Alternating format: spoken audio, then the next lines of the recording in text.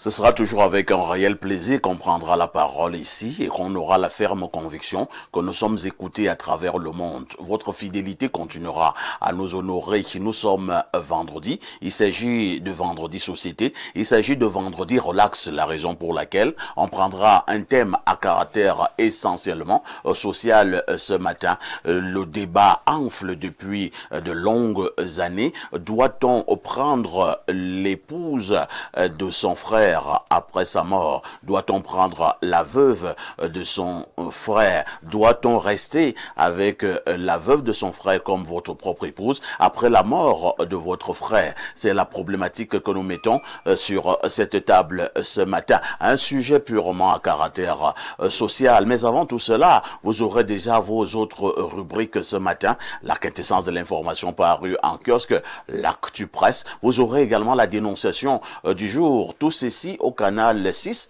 mais également au canal 508 sur Canal Plus International. Parce que vous regardez Info TV. Vous êtes des téléspectateurs privilégiés. Professeur Noubissi, bonjour. Bonjour, monsieur Parfa ici. Bonjour, co-panélistes. Et bonjour à vos millions de téléspectateurs. Comment vous allez? Je vais très bien ce matin, je vais très bien. C'est toujours un plaisir d'être là, surtout accompagné d'un grand modérateur comme vous. Est-ce que tout le monde est d'accord? Pourquoi pas, ça fait unanimité déjà. Vous êtes sûr que ça fait l'unanimité? Je pense bien, je pense bien. Votre renommée, les échos que moi-même j'ai personnellement, me feront le dire sans risque de me tromper. Alors, qu'est-ce qu'on fait au niveau des awards de cette année? Je rafle tout? Je pense. Il faut aussi donner quelque chose aux autres, pour ne pas les décourager. Enfin, pour leur donner quelque chose, il faut baisser le niveau. Au fur et à mesure que toi, tu hausses le niveau, les awards seront pour toi. Le professeur Noubissi est donc parmi nous ce matin. Il est enseignant d'université, mais également psychosociologue. Merci d'être parmi nous. En face du professeur, on accueille cet autre confrère journaliste. Lui, c'est le patron de Caporal FM. C'est un journal parissant au Cameroun. Il vient toujours de Douala pour croiser le verbe ici. Jacques Bagnolor, bonjour. Parfait, Aïssi et Toa, bonjour. Bonjour à tous les téléspectateurs de cette très belle chaîne Info TV. Merci de toujours nous solliciter pour que nous fassions ce long déplacement, parfois dans la nuit, pour venir. Mais c'est important. C'est important parce que c'est ici que les choses se passent. Ça se passe ici. Ça se passe ici. C'est ici que nous donnons le temps. Voilà, donc je vous dis merci pour l'invitation. Je voudrais dire joyeux anniversaire ce matin à une jeune petite fille qui a eu 1 an de plus hier. Elle s'appelle Essomba Yimlo Keila Camille. Essomba Yimlo Keila Camille qui a soufflé sur une bougie de plus hier. Et le partage du gâteau, ce sera demain au domicile de son père, monsieur Essomba Martial. Donc si vous en avez convenance, en rentrant demain matin à Douala, on peut aller ensemble pour que vous assistiez à cet événement. Où ça, à Douala? Oui, à Douala. Incroyable. On peut s'arranger à... Et je fais comment de libre expression? Vous faites un aller-retour, samedi, vous revenez samedi. Rien que pour cet anniversaire. Ouais, si toutes les conditions sont réunies, why not? Autre précision, dorénavant, les anniversaires, ça se paye ici. Hein. Ah bon? Donc, vous venez de tricher là. Et vous m'avez eu. Ok, non, parfait. Non, attendez d'abord. Oui. Pour tous ceux qui veulent maintenant voir leurs anniversaires être souhaités en Mondovision, désormais, ça se paye. Donc, contactez-nous et on fera le reste. Hein. Joyeux anniversaire à tel, joyeux anniversaire à tel. Alors, on vous sert une note. Voilà, il faut que ce soit dit. C'était la dernière fois, monsieur Jacques Bagnolor. C'est compris, c'est compris. Surtout que c'est vous le modérateur ici. Ne l'oubliez jamais. Voilà. Parce que quand vous l'oubliez, ça peut tourner au vinaigre. Ça peut tourner au vinaigre. Merci, parfait. Mais pour être un peu plus sérieux, oui? J'ai suivi votre émission hier et vous parlez justement dans le cadre de la dénonciation de ce qui se passe au port autonome de Douala. Tout à fait. Vous savez comment je vis à Douala? Tout à fait. C'est une actualité sur laquelle j'enquête depuis quelques temps déjà. Alors, parfois ici, vous savez qu'il y a eu une réunion. Avant-hier. Voilà, du côté du port autonome de Douala. Et la SG était présente. Ouais. Et comme c'est un sujet sur lequel on enquête, je suis venu ce matin avec quelques biscuits pour vos téléspectateurs. La première des choses, parfois ici, qu'il faut dire ce matin, c'est qu'il faut saluer le caractère patriotique, républicain et même légaliste du directeur général du PAD, Cyrus Ngo. Pourquoi je le dis? Parce qu'après la réunion à l'immeuble Étoile, le PM a fait un ensemble de prescriptions. Tout à fait. Les uns et les autres nous ont dit que le DG va à l'encontre. En invitant donc à une table d'échange la directrice générale de la SGS, Cyrus Ngo démontre à souhait et à satisfaction qu'il est un légaliste et qu'il met l'intérêt supérieur de la nation par rapport à nos petits intérêts. Voilà pourquoi il appelle la DG de la SGS pour lui dire, viens, on échange. Et ce n'est que ce qu'il demande depuis. Et que nous trouvions un terrain d'entente. Voilà, parce qu'il a constaté qu'il veut mettre son entreprise au firmament, comme le journal dont vous êtes le directeur de publication. Mais il y a une entreprise qui est là et qui ne lui permet pas d'atteindre ses objectifs. Or, il interpelle de temps en temps par rapport à son professionnalisme, par rapport à la maestria professionnelle dont elle peut faire montre à un certain moment. Et il lui dit, je voudrais que tu te mettes up to date. Mais il a souvent eu des réponses pas très favorables. On lui a souvent opposé une fin de non-recevoir. Donc aujourd'hui, nous sommes heureux de savoir que la SGS qui hier ne voulait pas s'asseoir pour échanger véritablement, a compris la nécessité aujourd'hui de travailler avec la direction générale du port autonome de Douala pour le scanning des marchandises et toutes les autres activités qui vont avec. Et nous espérons, oui, que ce sera le dernier épisode parce que la réaction de la SGS lorsque M. Cyrus Ngo, le DG du PAD, les appelait sur la table de discussion, la réaction de la SGS m'a semblé bizarre. Effectivement. Parce que la SGS a dit au DG du PAD que non, nous ne venons pas là pour une quelconque dénonciation, nous revenons là pour continuer notre boulot comme d'habitude. Vous n'avez pas l'impression qu'on va bloquer l'avancée? On peut peut-être le dire, mais après l'information que je vous donnerai, si vous verrez qu'on commence déjà progressivement. Quelle est l'information que vous donnez ce matin, Jacques? L'information que nous donnons ce matin, c'est que au sortir de la réunion, parfois ici, la Société Générale de Surveillance, SGS, a été invitée à se conformer aux pertinentes dispositions de la loi, du décret du président de la République de 2019 réorganisant le port autonome de Douala. Ces pertinentes dispositions concernent spécifiquement les concessions et les autorisations d'exercer sur le domaine portuaire. Donc la SGS, au sorti de la réunion, a été donc invitée à se conformer à ces dispositions. Est-ce que la SGS a été d'accord? La SGS, qu'elle soit d'accord ou qu'elle ne soit pas d'accord, l'autorité la plus qui a la force de loi. Lorsqu'on parle du port autonome de Douala, c'est le directeur général qui fait un travail qui très souvent et presque toujours à la sentiment. Est-ce qu'on peut dire que c'est le dernier épisode qui a été tourné à Douala avant-hier? C'est la raison pour laquelle je dis qu'on va vers la fin de cette guerre-là. En espérant... Le Cameroun est devenu bizarre. Non, parfois ici, vous dormez le soir avec une décision et vous vous réveillez le lendemain avec une contre-décision. Non, justement, c'est la raison pour laquelle, pour que les choses ne se fassent plus d'une certaine façon, que la SGS se conforme tout simplement aux dispositions de la loi, du décret du président de la République de 2019. Et quelle est la situation actuelle de Transatlantique? Très bien, vous posez une très bonne question. Ce qu'il faut savoir, c'est pour ça que j'aime vos relances parfois ici. Transatlantique a été sollicité au PAD dans le cadre de la sécurisation du domaine portuaire. Transatlantique est spécialement intervenu pour la phase 3 de la sécurisation du domaine portuaire. Donc Transatlantique n'était pas là forcément pour se spécialiser dans les affaires de scanning parce qu'elle fait un travail qui est plus large, un travail de sécurisation également. Au moment où donc je vous parle parfois ici, les uns et les autres ont semblé dénigrer cette entreprise. Que non, investigation faite, nous étions au port autonome de Douala, c'est une entreprise qui est bien installée avec un matériel de pointe, un matériel de qualité. Je profite pour dire bonjour ce matin au directeur général de Transatlantique, Alphonse Béa, qui a un travail impeccable. C'est un Camerounais? C'est un Camerounais.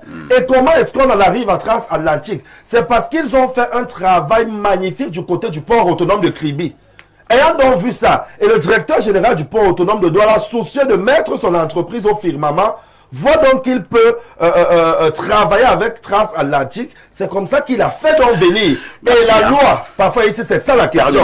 Les uns et les autres ont posé la question, est-ce que le PAD a qualité à faire venir transatlantique? La réponse c'est oui. Les articles 9, 12 et 30 du décret du président de la République donnent le pouvoir au directeur général du PAD, avec l'assentiment de son conseil d'administration, de signer des partenariats, des conventions avec certaines structures pour exercer le domaine portuaire. Nous y reviendrons. De toutes les façons, disons simplement qu'on s'achemine vers un happy end, et tout ce qu'on ne peut que souhaiter, c'est que la SGS se conforme aux dispositions du décret du président de la République et qu'elle sache que Cyrus Ngor reste et demeure le seul et l'unique manager du port autonome de Douala. De toutes les façons, nous y reviendrons, hein. Nous ferons le bilan.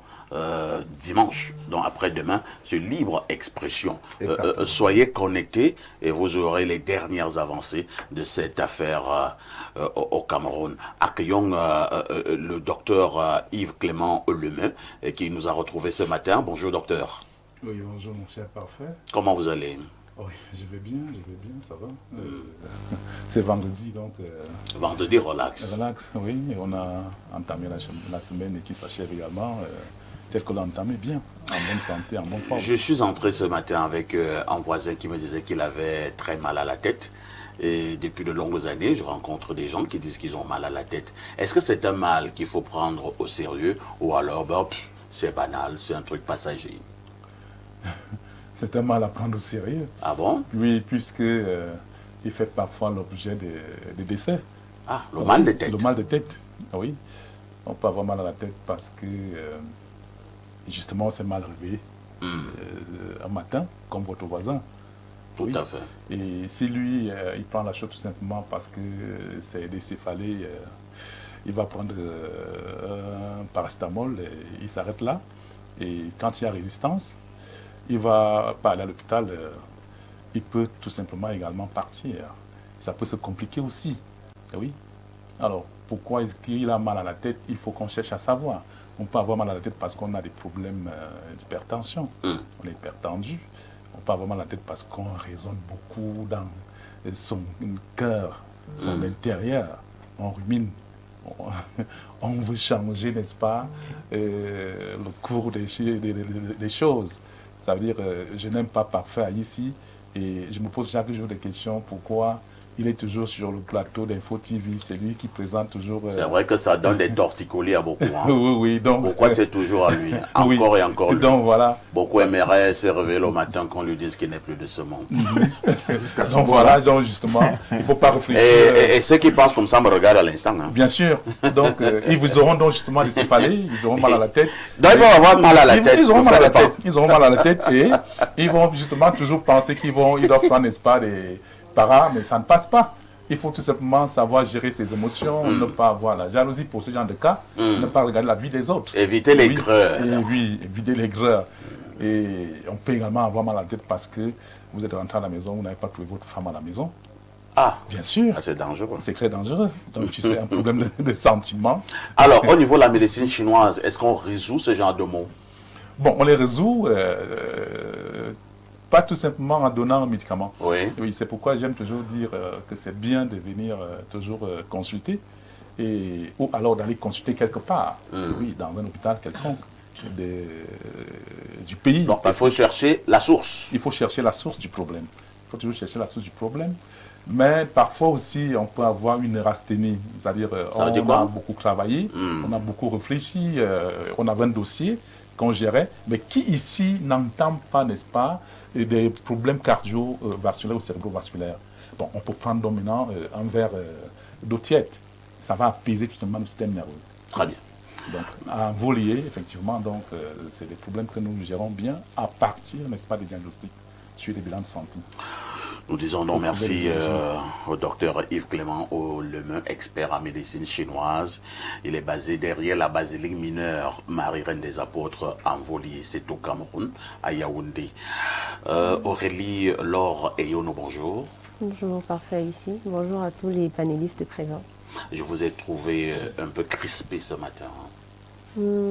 pas exactement. J'étais plutôt concernée par rapport à ce que mon copanéliste présentait tout à l'heure, la situation du PAD. Vous travaillez au PAD? Non, pas du tout. Ah, je suis une jeune Camerounaise, donc les sujets pareils m'intéressent. Ce sont des sujets délicats. Hein? Très délicats. Vous ne voulez pas voir vos enfants grandir? Ah, donc moi qui en parle, je suis un sacrifié. Ah, d'accord. Mes enfants, quand j'en aurai, j'espère qu'ils vont... Ah, vous n'en avez pas encore? Non, pas C'est encore. une bonne nouvelle. Hein? Ah bon? Ouais. Donc j'étais plutôt concentrée sur ce que le copanéliste expliquait et j'espère vraiment, parce que je connais des personnes qui travaillent là-bas, que la situation reviendra à la normale et que on va enfin pouvoir récupérer nos marchandises. Ah, vous êtes prestataire de services? Oui, je suis d'accord. entrepreneur. Vous êtes entrepreneur. Très jeune, hein, comme vous êtes. Très jeune, oui, c'est vrai. Vous avez commencé depuis combien d'années? Ça fait 3 ans. Vous aimez l'argent? Bien sûr. Ah, vous adorez. Adoré, j'aime l'argent. Mais elle a encore un peu à apprendre, parfait, visiblement. Et là, c'est une bonne nouvelle. Mais madame t'écoute à la maison, hein? Je ne l'ai pas dit pour moi, forcément. De toutes les façons, Aurélie Laure est également une femme politique du côté du MP3. Elle est communicatrice au niveau de ces partis politiques, le MP3. En face d'Aurélie, nous accueillons Alain Dou. Bonjour. Bien le bonjour, parfait. C'est un plaisir d'être là pour clore cette semaine d'Espace Minier. Je salue les co-discutants et installés. Je salue toute la grande famille Info TV, son top management. Je salue le grand modérateur parfait ici. Et je pense qu'on va passer, comme d'habitude, un grand moment de télé. Merci. Hein. 10h, 11h52. Qui dit mieux?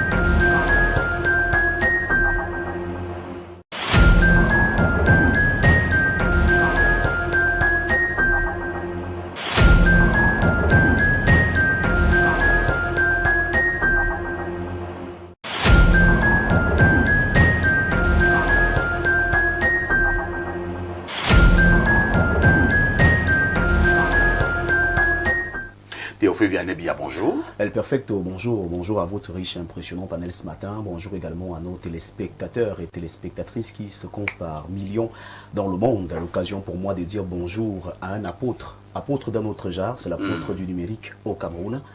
Vous connaissez déjà de qui je parle? Armand Claude Abanda. Effectivement, vous avez trouvé la bonne réponse. Pourquoi je le salue ce matin? C'est parce qu'aujourd'hui, il apporte une nouvelle touche de l'intelligence artificielle. Vous savez qu'il est le titulaire de la chaire UNESCO d'Afrique centrale Access TIC. Et son combat aujourd'hui est que l'Afrique puisse avoir une intelligence artificielle qui est propre à ses réalités. Donc nous saluons cette initiative et nous espérons qu'elle portera des fruits. Il me disait un jour, hein, dans son bureau, étant très lucide, que, je vais le paraphraser, le tout n'est pas d'avoir des bonnes aptitudes, il faudrait surtout avoir des bonnes attitudes, pourvu que cela soit une habitude. C'est ce que Armand Claude Abanda m'avait dit. Et que cela se fasse surtout en toute quiétude. Et je lui avais demandé, ça veut dire quoi, grand frère? Il me dit, parfois ici, tu es un brillant journaliste. Oui. Mais le tout n'est pas d'être un brillant journaliste. Il faut aussi avoir les bons comportements. Qui vont avec. Qui vont avec. Exact. Je lui ai dit, j'ai retenu la leçon. Et il m'a dit au revoir. Et tenez-vous tranquille, c'est le message qu'il transmet à tous ses étudiants. Et quand Armand Claude Abanda vous dit au revoir, vous êtes joyeux. Oui, vous effectivement. Êtes joyeux. Oui. C'est un grand homme. Hein? Il est si grand, oui, mais très humble. C'est de ça qu'il s'agit. Aujourd'hui, il est un modèle pour pas mal de jeunes. J'espère que les jeunes vont copier ce genre d'exemple. Tout à fait. Je n'ai jamais compris l'humilité de ce monsieur. Armand Claude Abanda qui discute avec bon nombre de chefs d'État dans le monde, qui est très introduit au niveau de la présidence de la République du Cameroun. Ce n'est pas un secret. Mais Armand Claude Abanda est très humble. Et très ouvert. Mais nous autres qui ne sommes même rien, nous t'embêtons. Alors que tu n'es rien. Même dans ton quartier, tu ne peux pas gagner un vote. Pas du tout. Alors, TVB. Que disent les journaux? Les journaux qui sont disponibles en kiosque ce matin, le Perfecto présente pas mal d'actualités. Nous ouvrons d'ailleurs cette revue de presse avec un journal de la maison.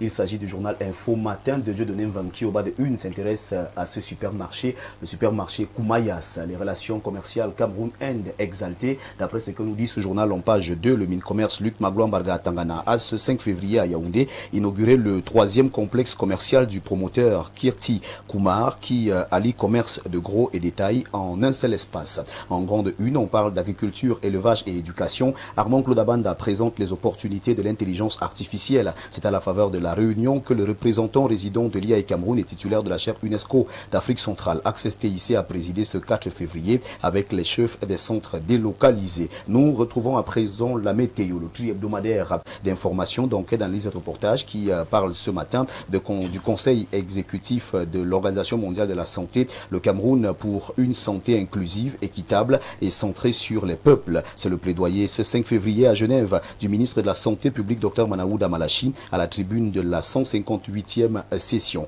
Énergie électrique, la mise en garde du ministre de l'Eau et de l'Énergie aux utilisateurs clandestins. On en parle au bas de une dans un communiqué ce 5 février. Gaston Lundou Somba annonce des opérations coup de poing dès le 15 mars prochain sur l'ensemble du territoire national. Le Messager nous amène à Genève également. Le journal de Fepius Ndjawe parle de ces grands enjeux sanitaires, ce que l'Afrique propose à l'OMS. Le Cameroun a représenté le continent avec autorité lors du conseil exécutif de l'OMS où le docteur Manaouda Malachi a alerté sur la prolifération des produits médicaux falsifiés et plaidé pour la sécurité des patients, seul gage pour restaurer la confiance dans le système de santé. Nous laissons ce journal pour retrouver Info Lumineuse qui reste également à Genève ce matin et qui parle des produits médicaux falsifiés, talents de santé, urgence sanitaire. Le Cameroun trace la ligne africaine à la 158e session du Conseil exécutif de l'OMS. Présent à Genève depuis quelques jours, le Cameroun a marqué ce mercredi 4 février 2026 une étape importante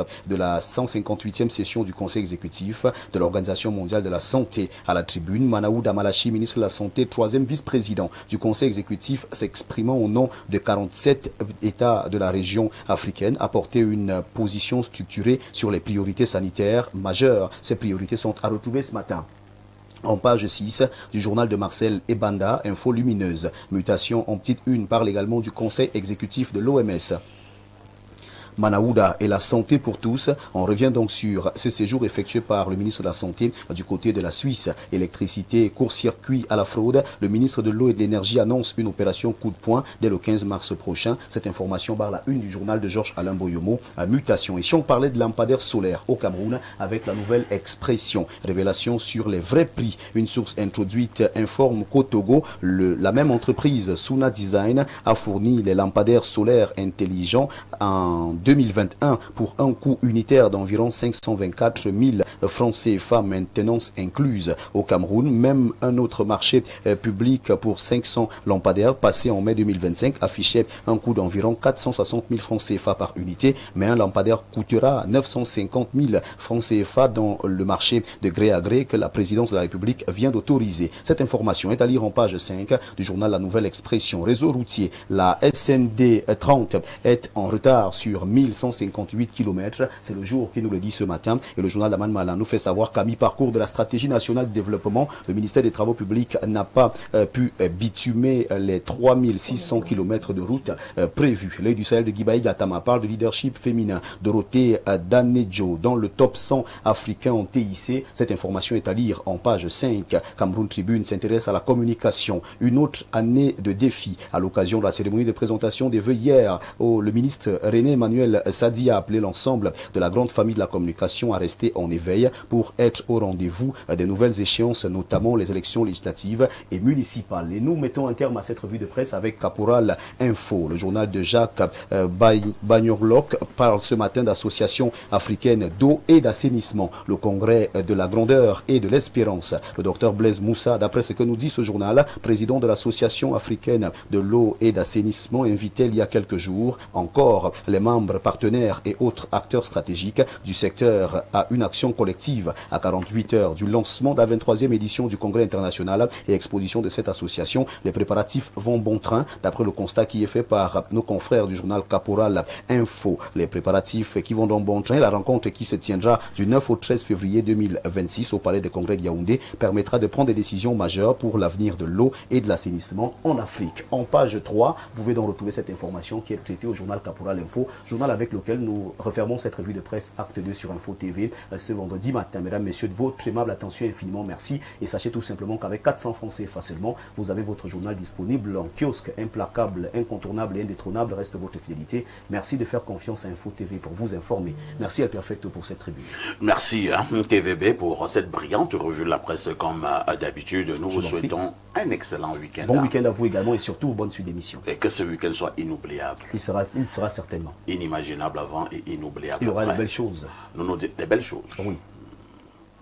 Charnu. Pour ce week-end. On se dit à lundi 10h. Avec le même plaisir. Mets toujours le Seigneur au centre de ta vie. C'est de ça qu'il s'agit, El Perfecto. Merci. Nous ne pouvons pas passer sans toutefois marquer un arrêt important au niveau de cette information aussi importante. Le Cameroun, dans 48 heures pratiquement, sera donc le centre de l'eau au niveau du continent africain. Ça se passera à Yaoundé. Il s'agit donc du congrès de la grandeur et de l'espérance selon Jacques Bagnoloc. C'est l'association africaine d'eau et d'assainissement.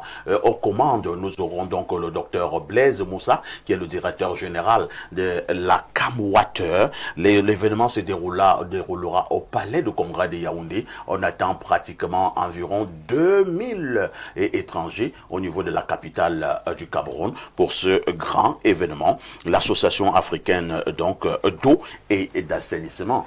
Jacques Bagnoloc, vous avez certainement un peu plus d'informations sur ce grand événement organisé donc au Cameroun avec aux commandes, comme nous l'avons dit, le directeur général de CAMWater, le docteur Blaise Moussa. Oui, c'est un grand événement. Parfois ici, c'est d'ailleurs la raison pour laquelle nous en parlons ce matin. Le congrès international et exposition de l'association africaine d'eau et d'assainissement. Pourquoi est-ce que cette fois-ci, ce sera quelque chose de très intéressant? Parce que il y a quelque temps seulement, le docteur Blaise Moussa prenait la tête de cette association. Il prenait la tête de cette association. Donc, c'est la première rencontre solennelle ici au Cameroun avec le docteur Blaise Moussa comme président de l'association africaine d'eau et d'assainissement. Tout à fait. Et c'est une plateforme qui permettra de prendre des décisions assez importantes pour le continent africain. Donc l'ensemble de l'Afrique sera ici au Cameroun et à Yaoundé du 9 au 13 février au palais des congrès. Ce sera un très grand moment. Des gens viendront de tout le continent africain pour mener des réflexions importantes pour cette avancée-là. Donc lorsqu'on a un Camerounais comme le docteur Blaise Moussa, DG de la CAMWater, qui a été porté à la tête de cette association africaine et qui reçoit ces différents partenaires pour réfléchir sur les stratégies à mettre en œuvre pour l'eau et l'assainissement en Afrique. On ne peut qu'apprécier cela des deux mains et souhaiter que cette activité, ce congrès se déroulera dans de très bonnes conditions et qu'au sorti de là, les résolutions qui seront prises seront appliquées pour le plus grand bien des Camerounais et de l'Afrique de façon générale. De toutes les façons, Info TV sera donc au cœur de cet événement et vous aurez ces informations minute by minute. Lorsque nous avons dit cela, nous marquons une touche pause.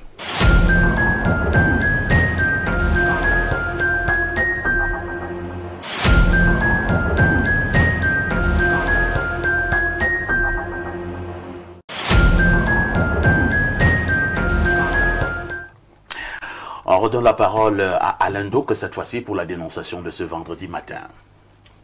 Pour ce matin, nous allons dénoncer cette attitude de prise de risque de certains Camerounais qui vont carrément sur des appels à immigrer de personnes souvent aux origines douteuses, s'investir à quitter le pays pour emprunter parfois par voie terrestre des destinations telles que le Nigeria. On leur dit qu'il faut arriver aux États-Unis, il faut passer par le Nigeria. On les hameçonne souvent avec des offres d'embauche qu'on dit très alléchantes dans certains pays, etc. Ils se déplacent, prenant tous les risques possibles pour se rendre dans les pays en question. Et parfois là-bas, c'est la grande désillusion. Il n'y a absolument pas d'emploi, ils sont pris en otage. C'est du vent. Pris en otage et maintenant on commence à leur demander d'appeler de l'autre côté au pays et de demander des rançons aux leurs. Vous voyez un peu. Et certains, il faut le dire, ça a été traité dans les actualités il y a encore quelques jours, certains passent de vie à trépas. Il y a des gens qui meurent comme ça parce que restés au Cameroun, ici, les membres de leur famille n'ont pas réagi aux pressions relatives à la demande de rançon, etc. Ils meurent. Si c'est pour mourir dans de telles conditions, autant rester au pays et se battre. Merci Alain Douk. Si c'est pour mourir dans de telles conditions, autant rester au pays et se battre. Professeur Noubissi, nous avons choisi de rester au pays pour se battre. Peut-être que c'est une très mauvaise option prise. À côté de cela, d'autres ont choisi d'aller, mais en utilisant des moyens peu orthodoxes. D'autres ont pris des voitures, d'autres ont pris des motos, d'autres ont pris des vélos, d'autres ont pris des pirogues, des bateaux, d'autres ont pris des patins. Objectif final, arriver en Europe. À un moment donné, on vous dit non, vous allez transiter par le Nigeria, par la Libye, par le Maroc. L'espoir étant d'arriver au pays des Blancs. Et comme le dit Alain Douk, parfois les offres sont alléchantes. On vous dit qu'une fois, en Espagne, en France, en Suisse, en Belgique, aux États-Unis, au Canada, vous aurez un bel emploi. Mais ça se transforme habituellement en cauchemar. Vous n'êtes même pas aux États-Unis, peut-être au niveau de la Libye, vous êtes déjà torturé tel un animal et parfois d'autres perdent la vie. Quel est le regard du psychosociologue? Le regard qui est celui de la psychologie est un regard beaucoup plus analytique et explicatif. Il faut prendre l'explication à deux ou trois niveaux. Déjà, à ceux qui pratiquent ce trafic, ceux qui se donnent pour ambition d'initier de pareilles actions, d'inviter les gens et de leur faire miroiter une belle vie dans de bonnes conditions, avec une fin connue, celle de les arnaquer ou de les tuer. Ça montre donc que de plus en plus, l'être humain est devenu, comme le disait Thomas Hobbes, un vrai loup pour l'homme. Il est devenu beaucoup plus dangereux et il faut s'en méfier. Alors, il faut vraiment se méfier parce que l'être humain est d'abord à la base égoïste. Il ne pose aucun acte s'il n'a pas de retour, c'est-à-dire que s'il n'a pas sa part de bénéfice dans ce qu'il fait. Et maintenant, deuxième pan de la circonstance, de la dénonciation, c'est qu'il y a ces Camerounais-là qui, jusqu'au jour d'aujourd'hui, le 6 février 2026, se laissent encore arnaquer par ce genre de personnes. Ça veut dire que les sensibilisations, les émissions que vous faites au quotidien, dans ce caractère purement pédagogique, dans le but de sensibiliser, ne portent pas toujours les fruits attendus. Ça montre qu'il y a un problème. Il y a un problème parce que nous sommes dans un contexte où, quand tu n'as rien, quand tu n'as pas d'argent, tu es chiffonné. Tu es soumis à la bassesse et tout le monde peut faire de toi ce qu'il veut. Et les gens sont tentés à tout faire, au prix de tout, pour avoir de quoi se nourrir, de quoi se vêtir et de quoi avoir une vie jugée, entre guillemets, agréable dans le contexte actuel.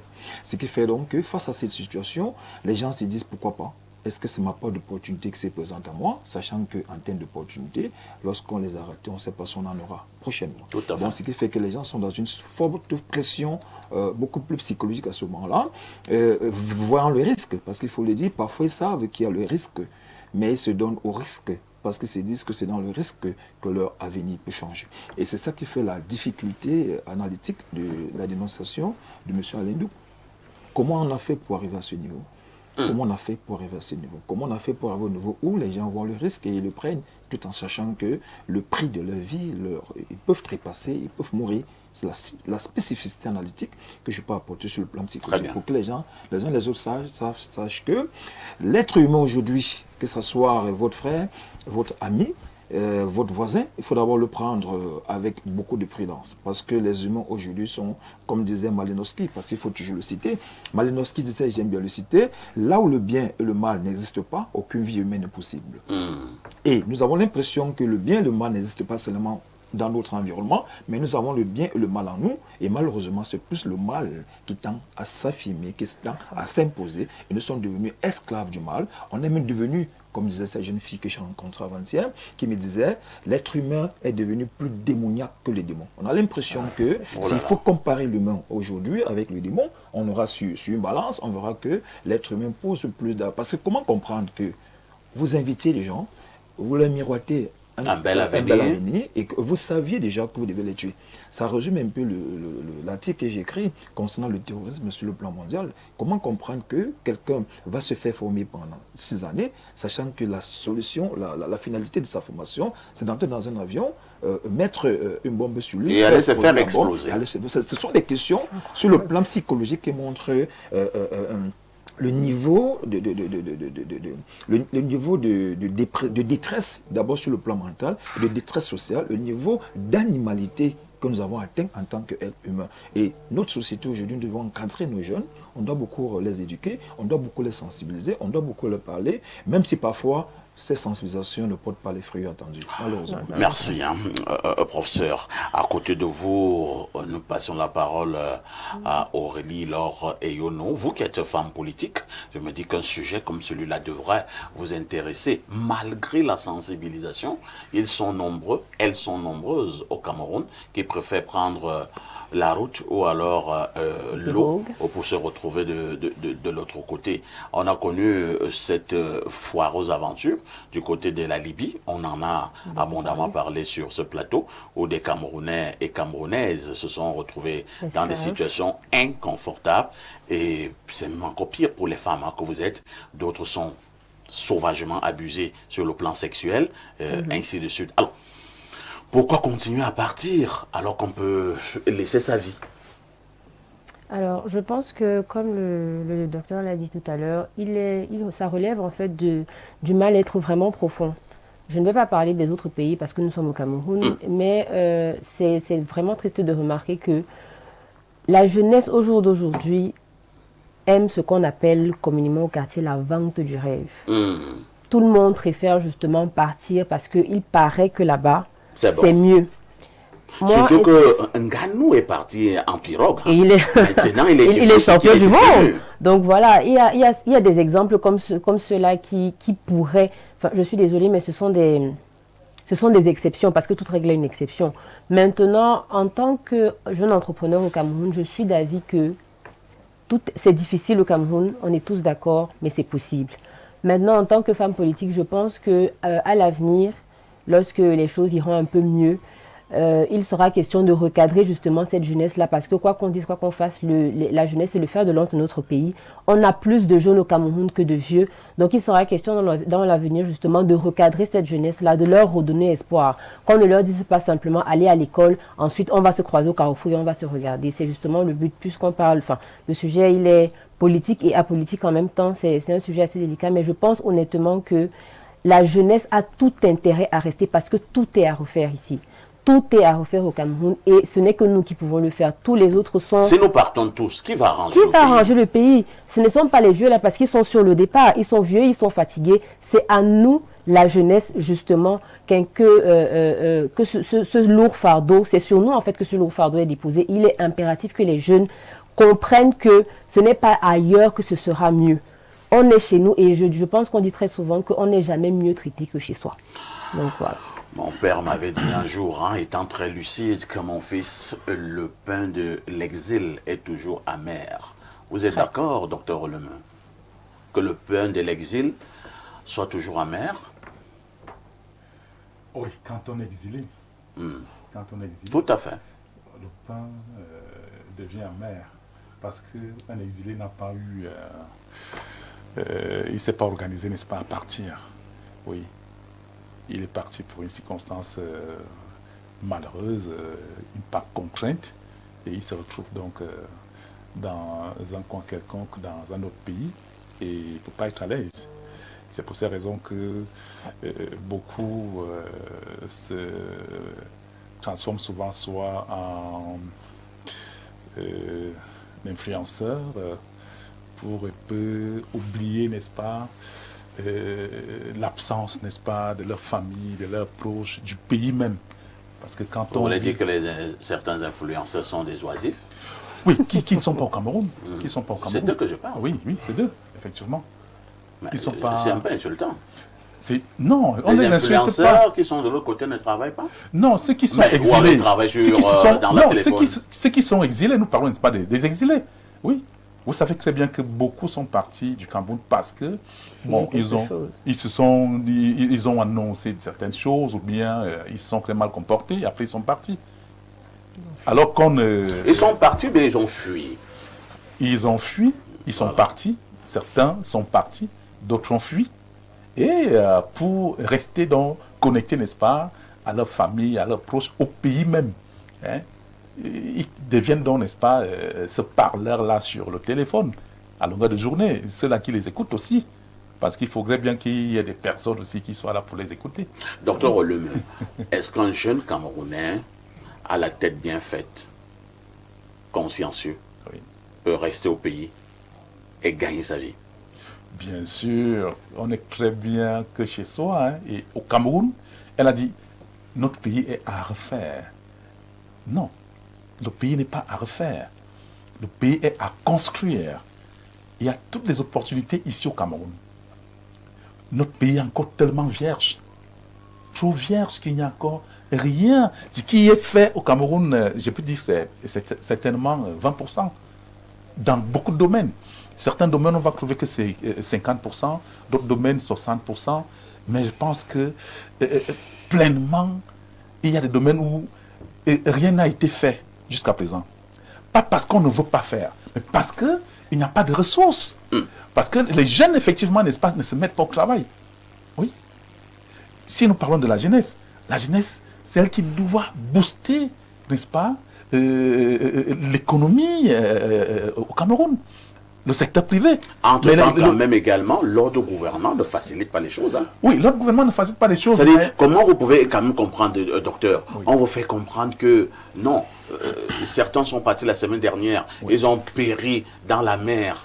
Mais toi, tu dis, je pars quand même. C'est la preuve de ce que au pays, c'est quand même difficile. Hein?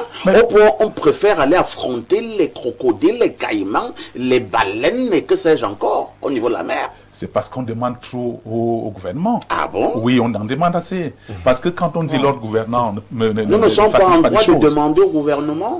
Oui, il faut savoir s'installer et résister. Oui. Rester à la vie qui est dure, qui est difficile. Au pays. Parce que quand on sort même, par exemple, ou bien quand on a même étudié au pays et qu'on a une spécialité quelconque, on attend, par exemple, n'est-ce pas, une certaine signature au niveau de l'administration. Si ça n'arrive pas, mais installe-toi en tant que natif, hein, citoyen, n'est-ce pas, de ce pays et commence à pratiquer ce que tu as appris.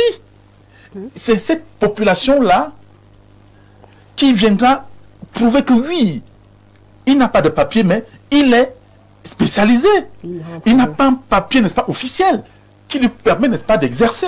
Mais comme il l'a fréquenté, il a une spécialité, n'est-ce pas, une matière grise. Mais il va offrir cette matière grise aux populations. Merci. Mais ce qui se passe, c'est que dès qu'on a essayé, n'est-ce pas, de toucher l'administration, l'administration résiste, allez, on se résigne. Après, on va penser que non, il faut partir. Non, il faut prouver. Compris. Jacques Bagnoloc, les annonces fusent partout, hein, depuis des années, au niveau des médias, au niveau de l'affichage, et que sais-je encore. Opportunité d'emploi au Canada, opportunité d'emploi en Allemagne, en Belgique, aux États-Unis, opportunité d'emploi aux îles Caïmans, ainsi de suite. À un moment donné, vous prenez le risque et vous moisissez dans une chambrette en Libye. On vous tabasse matin, midi, soir. Vous êtes abusé sexuellement et par moment, mort s'ensuit. Est-ce qu'on doit continuer à partir? C'est dommage. c'est dommage ce qui nous arrive. Si, je ne sais pas si le docteur Clément Olémé appartient à un parti politique dont la première lettre commence par R. Mais bon, c'est pas grave, je dis ça en passant. Mais ce que je veux dire, c'est quoi? C'est que... Non, moi je pense pas qu'on demande beaucoup au gouvernement. Parfait. Moi, je viens de Douala. Tout à fait. La route Douala-Yaoundé, elle est catastrophée. Voilà. Est-ce que c'est moi-même, j'étais là-bas la semaine passée. Voilà. Nous avons fait 4h30. Quelqu'un m'a dit, mais tu as un as du volant. Voilà. Mais bien c'est 7 heures de temps. Voilà. Donc, 7 heures. Si on demande simplement que la route, ouais, qu'on ne demande pas, on ne demande pas beaucoup. Non, le problème avec cette affaire parfait, dans la plupart du temps, c'est une affaire de snobisme pour certains. De snobisme pour certains, et d'autres se font tellement appâter parce que parfois ici nous en sommes arrivés à un niveau de mystification de l'emploi au Cameroun qui inquiète même à la limite. Est-ce que vous savez parfait que nos mentalités sont devenues tellement rétrogrades que l'on se pose la question? Je vais vous faire une confidence. Allons-y.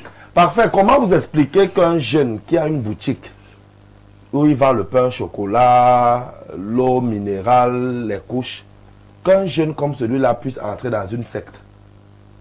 Il te dit qu'il est entré parce que bon, il a besoin que son business avance. Bon, tu demandes, quand ton business a beaucoup avancé, en une journée, tu as quoi comme bénéfice? Il te dit 5 000. Wow. Non, je suis très sérieux, ne riez pas.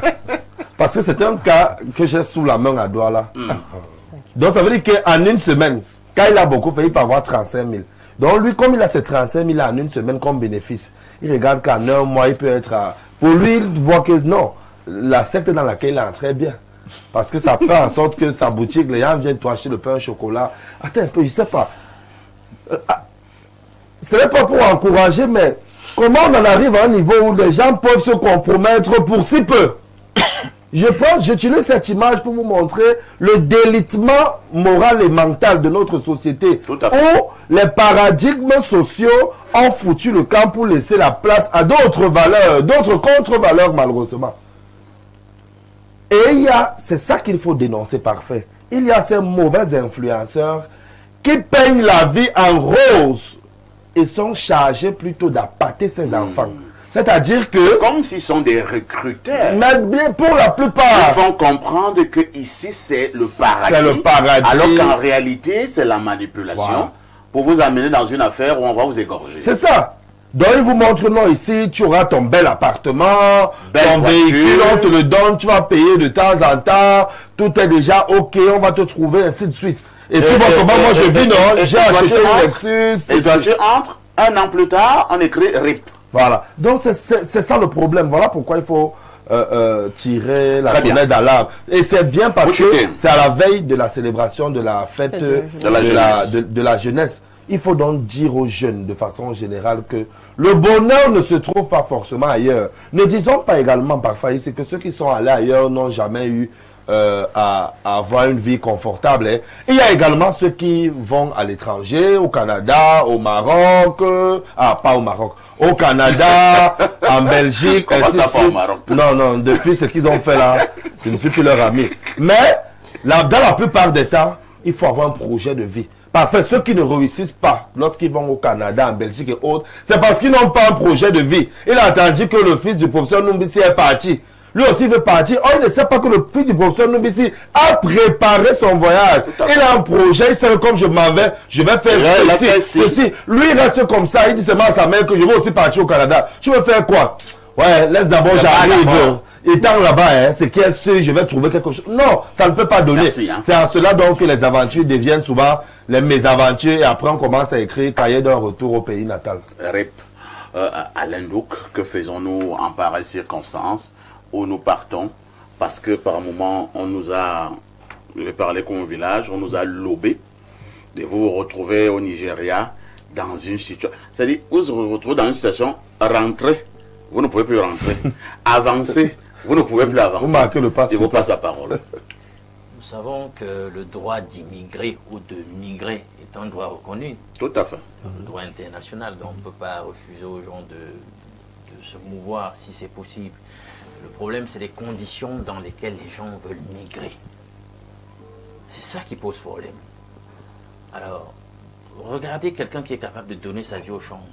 Il juge que... Parce que j'aime ces illustrations-là. Quelqu'un qui dit, en dépit de l'intelligence que j'ai de tous les risques, je vais quand même y aller. Chaque jour, on vit ça. Ils vous disent qu'on va aller. Ce que vous racontez là, c'est pour vous. Nous, on va aller. On va d'abord aller voir nous-mêmes. On doit voir. Donc, vous comprenez qu'il y a un problème. Et le problème, donc, c'est ce qui se passe chez eux. Pourquoi on a l'impression que chez eux, c'est une espèce de cage à pestiférer qu'ils tiennent absolument à quitter? Ça, on peut questionner ça. Et le professeur était justement dans cette dynamique-là. Dans la théorie politique, il y a des penseurs qui disent qu'en réalité, si vous avez un État, l'État en question ne peut pas vous garantir la santé, ne peut pas vous garantir l'éducation, ne peut pas vous garantir une vie décente, c'est-à-dire au moins l'alimentation, ne peut pas vous garantir l'éducation, la sécurité. Ils disent, ils sont formels, cet État ne vous sert à rien. À rien du tout. Donc, on doit nous-mêmes, à un moment donné, se questionner sur cette hémorragie et trouver donc en interne les moyens qui permettent de retenir les jeunes. Pas retenir en se mettant à l'aéroport. Et je sais pas moi, comment voilà, certains disent on va filtrer, vous ne sortez pas. Et tout un système de corruption se met encore en branle. Parce qu'on va empêcher aux gens, aux enseignants de sortir. C'est pas de ça qu'on parle. C'est-à-dire qu'il faut révolutionner. Il faut changer. Il faut muer. Il faut retoiletter. Il faut redynamiser.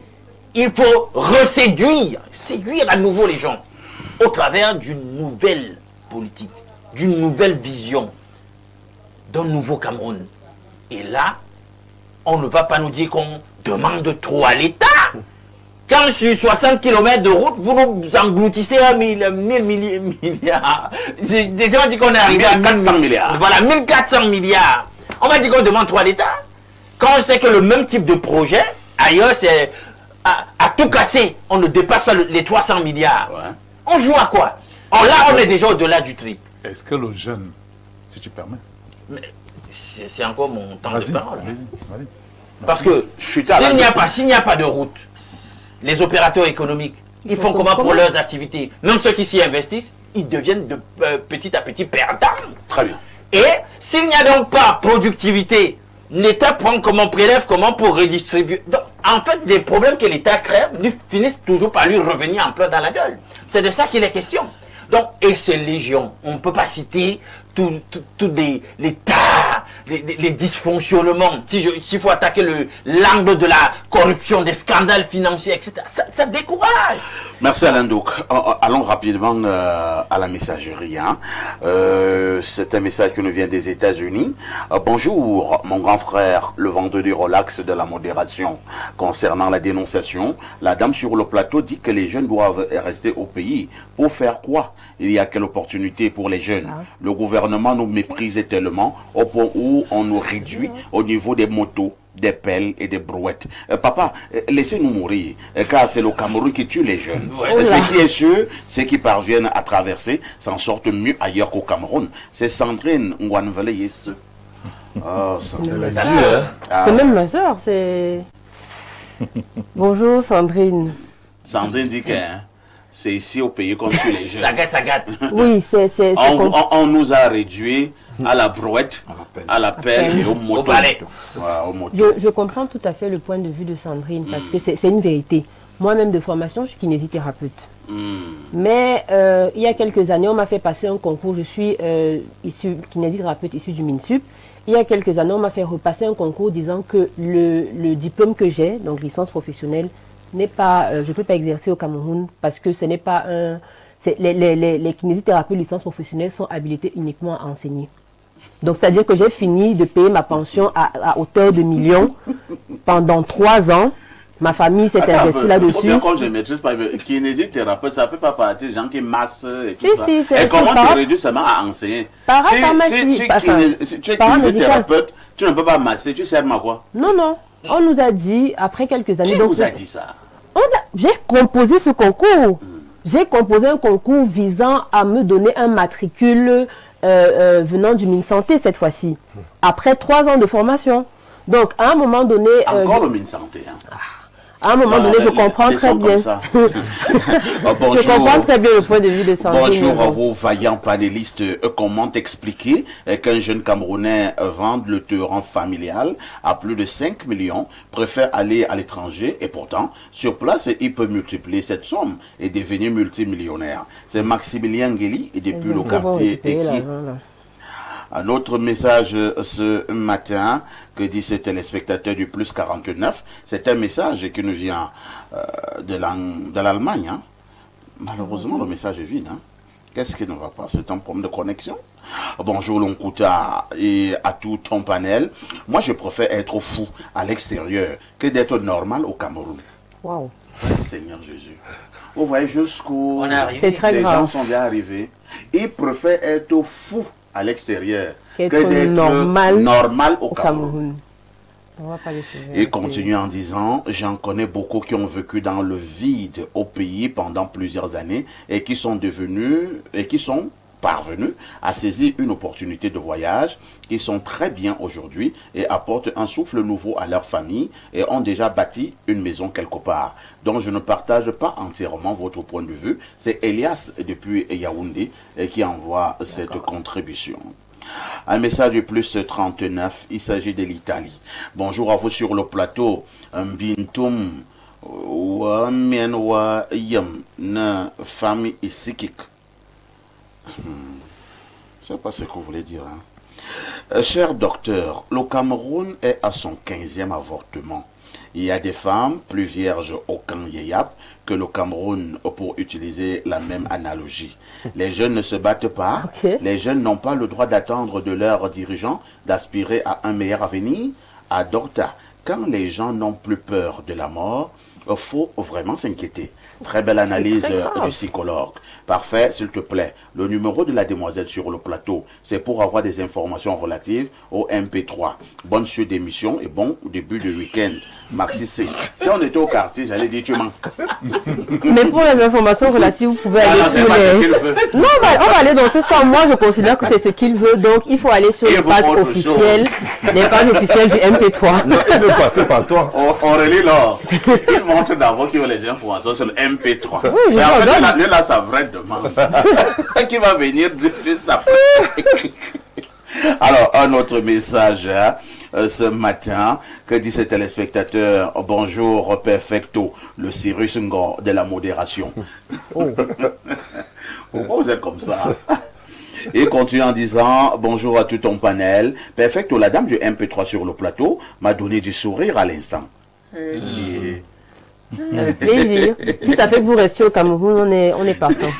Elle demande à la jeunesse fer de lance de notre pays de ne pas partir au risque de laisser notre pays acquis. Les vieux sont croulants et sur la voie du départ, mais j'en ris. Dites à la dame que ces vieux ont tout programmé, ils ont placé leurs enfants partout. Chère dame, le Cameroun ne va pas manquer de relève. C'est un gros rêve. C'est Vinel Mbala qui vous envoie ce message. Hein. Prenons une dernière contribution, bien deux. Je suis saturé. Hein. Je ne sais pas pourquoi je suis saturé comme ça. Bonjour le cœur du pays, la misère, la dégradation humaine, la misère sociale ont atteint le paroxysme.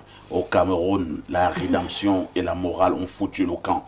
Chez nous, l'engagement politique n'est qu'une facette de nos dirigeants. Il faut donner une voix aux oubliés, dénoncer l'injustice sociale et éduquer les consciences pour une meilleure vie sociale. Malheureusement, nous sommes face à des dirigeants sourds, face aux préoccupations du peuple muet, face aux inégalités sociales, mais très regardants sur les intérêts personnels. C'est Cyril à Douala.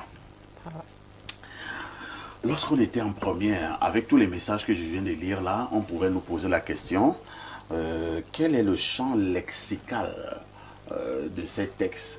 On allait donc dire, le champ lexical, c'est la pitié, on dit le professeur dit je note, l'autre dit la désolation, le professeur note, l'autre dit le désespoir.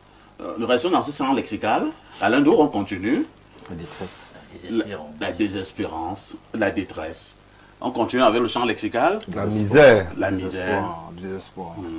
Désespoir, manque d'opportunités. L'ennui, manque d'opportunités. Le manque d'engagement aussi.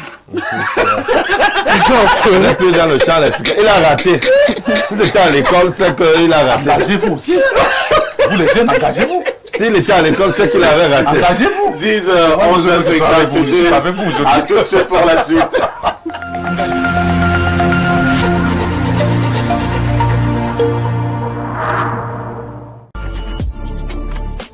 Il aura passé 15 ans à la tête de la société camerounaise de dépôts pétroliers. Il aura également passé 15 ans derrière les murs des prisons camerounaises. Jean-Baptiste Ngui-Liefa, désormais en liberté, libère la parole ce vendredi 6 février 2026 sur À vous la parole. Le père de la Renaissance, de Renaissance Football Club de Ngoumou, sans filtre, dit tout sur ces années derrière les barreaux, sur ces épisodes devant la justice camerounaise, sur ces rapports actuels avec le pouvoir de Yaoundé, avec le RDPC et même avec la Fédération camerounaise de football. À vous la parole, ce vendredi dès 21h sur Info TV, naturellement.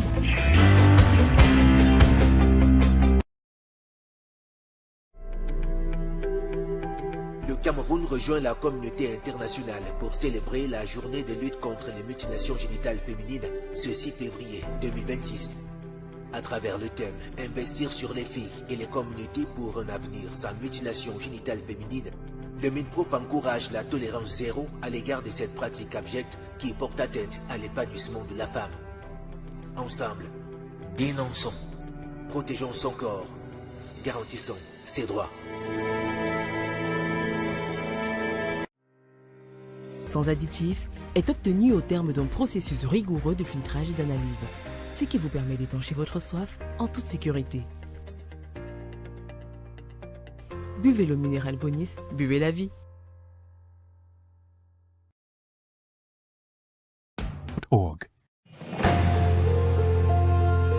2030 est une année cruciale, une année importante. C'est dans 4 ans. Le Cameroun, comme les autres pays de toute l'Afrique, fait face à des défis importants dans le domaine des énergies et dans le domaine des hydrocarbures. Il s'agit pour nos pays et pour le Cameroun en particulier de trouver des politiques intégrées en matière de développement des énergies, de fourniture d'énergie aux industries et aux ménages. Il s'agit également en matière d'hydrocarbures d'assurer l'exploitation de cette ressource primordiale, sa transformation et son utilisation dans le développement de l'industrie chimique et pétrochimique en particulier. Nous avons donc créé Oleum System Consulting, ce cabinet d'expertise qui a pour objectif de conseiller en matière stratégique les États, les acteurs industriels dans les projets de développement concernant ces secteurs. Après une longue carrière de plus de 30 ans, j'ai acquis donc une certaine expérience et j'ai décidé de m'associer à d'autres experts professionnels pour nous mettre ensemble et tous réfléchir et conseiller donc les États et les acteurs industriels. Pour toutes vos préoccupations et vos projets, contactez-nous dès maintenant.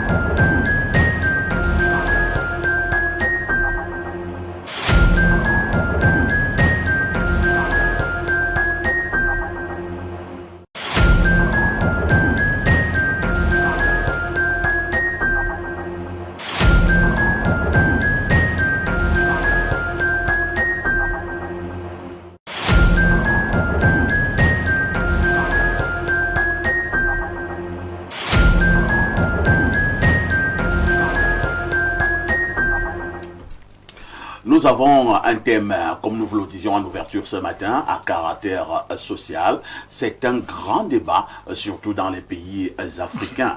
Doit-on prendre la veuve de son frère ou de son ami? Lorsque nous disons prendre, nous nous comprenons. C'est-à-dire qu'après la mort de ton frère, tu prends son épouse et tu fais d'elle également ta dulcinée. Vous vivez ensemble, de temps en temps, tu vas chez elle, ou alors elle vient chez toi. Est-ce que c'est bien? Pareillement, au niveau de son ami.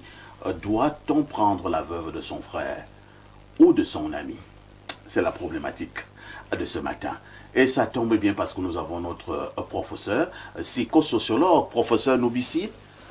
Votre réaction? Doit-on prendre la veuve de son frère ou de son ami? Le concept de prendre est d'abord polysémique, parce qu'il faut savoir se comprendra. Si c'est une prise en charge dans le but de s'assurer de l'éducation des enfants laissés par le défunt, ça va être une très bonne chose. C'est une prise en charge allant dans le sens de se rendre compte que la veuve vive dans des conditions beaucoup plus agréable comme elle le vivait par le passé, ça va être bien. Nous savons tous que nous sommes des Africains. On a hérité beaucoup de pratiques, beaucoup de rites et beaucoup d'us et coutumes laissés par ceux qui sont passés avant nous. Et dans nos cultures ici, dans l'ouest du Cameroun, peut-être un peu partout, les veuves ont parfois vécu dans des conditions désagréables, c'est-à-dire des conditions de vie trempées par la pauvreté, par le mal-être et par la désolation. Et c'est pourquoi ceux qui nous ont précédés ont pensé que la veuve ne devait pas être laissée. Vous savez, les conditions de veuvage également, il y a des rites, il y a des pactes qui sont tissés entre les familles. Et ces pactes se font selon l'appartenance culturelle de chacun d'entre nous. Et parfois, ces pactes font qu'on n'épouse pas, ce ne sont pas les deux qui se marient, c'est-à-dire ce n'est pas l'homme et la femme qui se marient, mais c'est deux familles qui se marient dans cette histoire-là. Ce qui fait que le plus souvent, lorsqu'il y a la veuve, on demande à un frère de s'occuper d'elle, et peut-être le concept de s'occuper d'elle a peut-être glissé, et ceux qui avaient la charge de s'occuper de ces veuves-là ont pris une occupation allant dans le sens même de l'intimité. Et c'est pourquoi on a vu jaillir et prévaloir cette pratique qui voudrait que le petit frère ou le grand frère, après le décès d'un membre d'un frère, puisse prendre la veuve dans le sens de l'intimité. Mais sachons-le que nous sommes tenus par nos coutumes, sont tenus par nos coutumes. Attends un peu, professeur. J'ai l'impression que vous voulez nous embrouiller un peu. Hein. D'abord, au niveau de prendre là, je vous dis que c'est pas polysémique ici. Nous parlons de prise dans le sens que tu fais de la veuve de son frère, de ton frère, ou bien de ton ami, presque ta femme. C'est-à-dire que vous êtes dans l'intimité. Maintenant, au niveau de nos coutumes, comme vous avez fait allusion tout à l'heure, je pense que nos coutumes étaient claires. Ce n'était pas prendre dans le sens que tu vas toujours aller chercher le charbon pour elle, aller puiser de l'eau. Non, c'était que vous allez au lit lorsque votre frère est mort. Donc je vous repasse la parole. Oui, juste pour dire que le concept de prendre a évolué. À la base, c'était qu'on avait beaucoup d'abandon des enfants et des veuves qui étaient égarées, qui erraient dans la rue et le plus souvent qui ne trouvaient plus un mariage dans lequel s'épanouir. C'est pourquoi le concept a pris ce contenu. Au jour d'aujourd'hui, la question que vous posez est celle de poser la problématique actuelle, dans notre contexte actuel. Je pense que les choses ont tellement évolué, nos sociétés ont évolué, les mentalités ont évolué. Les femmes d'aujourd'hui n'ont pas la même culture mentale que les femmes d'avant. Vous savez qu'au jour d'aujourd'hui, les femmes sont plus émancipées et elles ont beaucoup de regards sur leur intimité, ce qui fait qu'il faut son consentement pour savoir si elle continuera ou pas avec un membre de la famille. Et ce consentement reste l'élément central sur lequel on devait s'appuyer pour que la vie de cette femme ne soit pas une vie dans la détresse. Alors, vous-même, qu'est-ce que vous pensez de cette affaire? Si votre frère est parti, il a laissé une femme, est-ce que c'est bien ou bien c'est pas bien que le frère reste avec elle ou bien un ami? Dans le contexte aujourd'hui, je pense que l'émancipation de la femme voudrait que la femme choisisse avec qui elle veut rester. Si elle veut rester dans la famille, tant mieux. Si elle veut sortir de la famille... Si la femme veut rester avec un des frères de son défunt époux, il n'y a pas un problème. C'est une question de mentalité, M. Parfait, ici. Moi, personnellement, je ne pense pas que j'aurais le courage d'aller avec une femme avec qui mon frère est parti. Est-ce que c'est toi qui as tué ton frère? Déjà, non, même c'est pas moi. Déjà que naturellement, moi je vous raconte une petite histoire. Quand moi j'étais étudiant, je vivais dans la même chambre que mon petit frère. Oui. Alors une jeune fille arrive au quartier, et puis bon voilà, moi je l'ai rencontré un soir, on arrive à la maison. Mon petit frère arrive et commence à dire, le petit, si, il a voulu même me draguer, c'est même qui disent mon petit frère. Et moi je lui demande de partir parce que c'est ma culture personnelle, des choses que je ne fais pas. Moi je ne peux pas peux pas passer sur une fille sur laquelle un de mes frères, un de mes amis même. Que tu étais un mougou. Peut-être, mais je dis déjà qu'avec les principes que je me donne, je ne pense pas. Et sur quoi je voulais beaucoup plus parler comme psychologue et non comme personnel. Bon, sur le plan psychologique, vous savez que lorsqu'on tient compte de l'émancipation de la femme aujourd'hui, les femmes aujourd'hui sur le plan de leur intimité ont un droit de regard, alors qu'avant ce n'était pas le cas. Le droit de regard, la femme était un peu soumise aux attentes et aux pressions culturelles, sociales qu'elle recevait, mais aujourd'hui il faut qu'on tienne compte du fait que même s'il faudrait qu'elle continue avec un membre de la famille, que son consentement soit avéré. Merci. Et qu'elle puisse peut-être même dire, parce que peut-être elle a peut-être son choix aussi, elle a peut-être parmi les frères de son mari, peut-être qu'elle a un choix spécifique. Qu'elle puisse, on lui donne, voilà. C'est lui qu'elle n'aimait pas. Voilà. En tout cas, bon, moi je pense que son consentement doit être apprécié et considéré. Merci. Hein. Jacques, le professeur insiste beaucoup sur le consentement. Hein. Oui. Ça ne devrait plus être une dictature comme c'était avant. Votre frère est mort, on dit seulement que bon. Alors, maintenant que ton mari est mort, toi tu vas rester avec parfait. Terminé, débat clos. Alors que la femme là n'aimait pas parfait. Peut-être qu'elle préférait plutôt Achille. Et ainsi de suite. Alors, au-delà de tout, est-ce que c'est hygiénique de rester avec la femme de son frère ou bien de son ami? Ceux qui avaient pensé ce genre de choses avaient pour objectif que la femme n'aille pas ailleurs. Tout à fait. Parce qu'il fallait que ce soit, comme on dit chez nous, les petits bidabot. Tout à fait. Voilà. C'est comme ça que l'on considérait la femme. Hein. La femme était la nourriture de la famille. Voilà. Et il n'y avait pas de problème. Voilà. Donc, parce qu'on s'imagine que si ton frère décède et que la femme là se retrouve en train d'aller ailleurs, on peut la menacer, la taper. Oh, tant qu'elle est là, tu vas tout regarder, la tombe de ton frère, tu vas te calmer. Donc, ceux qui avaient eu à penser comme ça, n'avaient pas mal pensé. Tout à fait. L'objectif tel que ça reste dans la famille. Moi, je crois qu'au-delà de tout, et je suis d'accord avec le professeur Nombissier, il faut également prendre la vie de la femme. Lorsque votre frère est décédé, si vos coutumes, vos traditions le permettent, voilà, le permettent, mais prenez d'abord la vie de la femme. Ok, Janine, Alain est parti. Est-ce que tu trouves qu'avec les deux enfants là, voilà, tu es encore une jeune femme, tu n'as que 29 ans. Est-ce que, si la femme est d'accord... Donc vous discutez avec elle. Oui, il faut un échange. Il faut un échange. Si tu es d'accord, on peut te donner le petit frère qu'il a laissé. Et en ce moment, si le petit frère accepte lui aussi, qu'il soit patient. Parce qu'il y a les mauvais petits frères. Dès que son grand frère est décédé, on lui donne sa femme. Le même soir là, il lui dit d'ailleurs que tu es là ma femme. Et donc, non, donc il faut lui donner aussi le temps. C'est ça, il y a des mauvais. Que la femme puisse quand même un peu penser les plaies. Oui, lui dit d'ailleurs que non, j'ai dit on commence, puisque tu es là ma femme. Est-ce que c'est... Non, ça c'est là traumatisé. Il faut lui donner un peu de temps. Qu'elle s'adapte à ce nouveau rythme-là. Maintenant, si les traditions et les coutumes ne le permettent pas, parce que c'est dans certaines cultures qu'on connaît ça, que ta femme, l'homme décède, on donne à son frère. Dans d'autres cultures, on ne connaît pas ça. Il y a des cultures où ça n'existe pas. Si tu es décédé, aucun de tes frères ne passe même à côté de ta femme. Ben, tu n'allais pas chercher un autre homme ailleurs. Pour la famille, ça dépend des cultures. Maintenant, pour l'ami, parfois ici, mon ami n'est pas mon frère. On n'a pas le même sang. On n'a pas le même sang. Donc, si mon ami décède et que sa femme est là, je ne peux pas l'épouser. Pourquoi?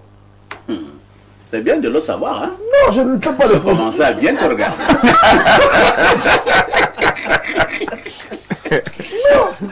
Je ne l'épouse. Est-ce que c'était mon frère, on avait le même sang? On n'avait pas le même sang. Et je ne trouve pas quelque chose d'immoral ou d'amoral par rapport à ce genre de situation. C'est ton ami, vous aviez certains liens d'amitié, d'accord. Mais il n'est pas interdit que si il n'est pas là, que tu peux... Alors, le problème, c'est que si tu peux aller avec la femme de ton défunt ami, ça suppose également que tu pourrais aller avec elle, même si l'ami vivait, hein, surtout qu'on vous n'avez pas le même sang. C'est mentir à ce que vous dites. Non, quand il vit, c'est autre chose. Ça veut dire que quand l'ami la vivait, tu l'orientais à sa femme. Non, même pas. Le souci, c'est que... C'est quand la femme a marché devant toi, tu voyais comment elle bouge, les rondeurs, ici de suite. Mais parfait, disons aussi la vérité que parfois, toi-même, un ami a une fille... Tu regardes la fille là, tu dis que qui me met à la place. Ce sont des mauvais regards. Non, en fait, tu dis seulement que ouais, qui me met à la place. Tu n'envies pas vraiment, mais tu apprécies. Tu apprécies.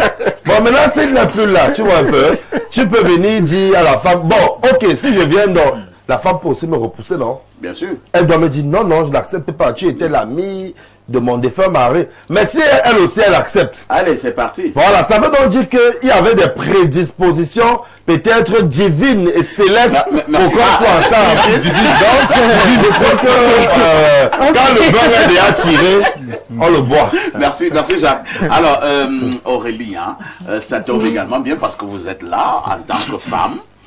Ce sujet vous concerne même parce que c'est vous qui avez presque le dernier mot. Hein. Et il y a en fait, parfois, votre frère est mort, il avait même des biens, il a laissé une jeune épouse, et vous constatez que 3 mois après le décès de votre frère, l'épouse, là, de temps en temps, il y a un gars qui vient, qui entre là, le gars, là, commence à conduire les véhicules que ton frère a laissés. De temps en temps, lorsqu'il finit de cirer sa chaussure, c'est sur la tombe de ton frère qu'il vient de poser au soleil. Est-ce que ça ne fait pas aussi mal? Au point où le frère dit, mais pourquoi moi je ne reste pas avec la femme-ci? Alors, en toute honnêteté, ça fait mal. Ça fait très mal. Simplement, comme tout le monde a fait tout à l'heure, il y a 2 pans. Oui. Il y a le pan culturel.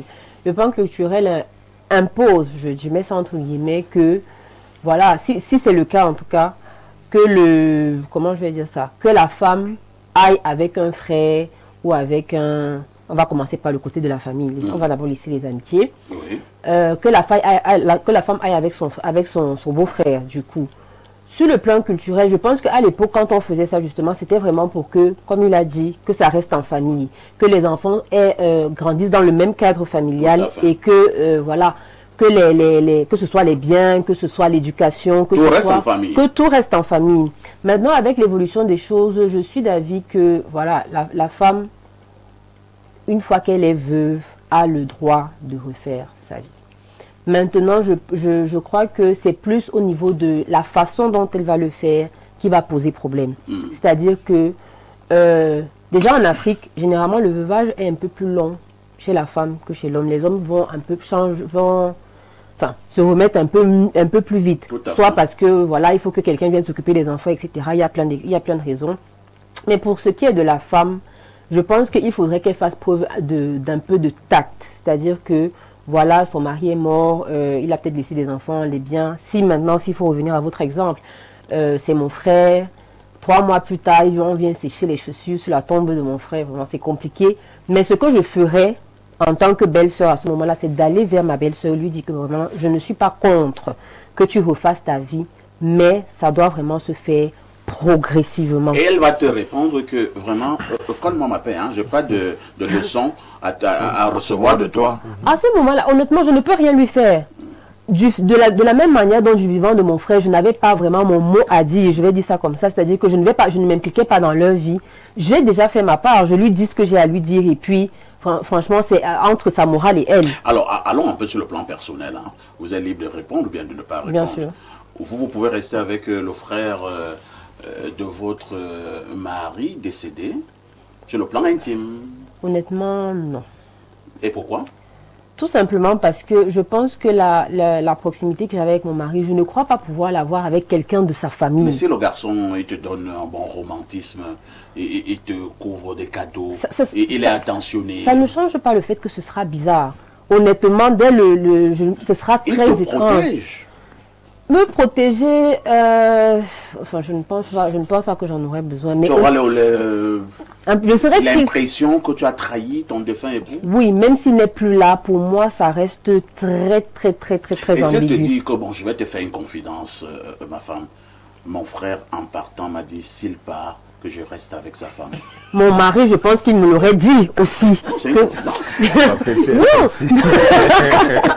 Je pense que mon mari également m'aurait dit que voilà, s'il advienne que je ne sois plus là, parce que mon mari est censé me connaître, donc il connaît à peu près ce que je pourrais accepter ou pas. Donc en temps normal, il me dit vraiment, ma chérie, mon épouse, s'il advienne que je ne serai pas contre que maintenant, encore une fois, le choix me revient.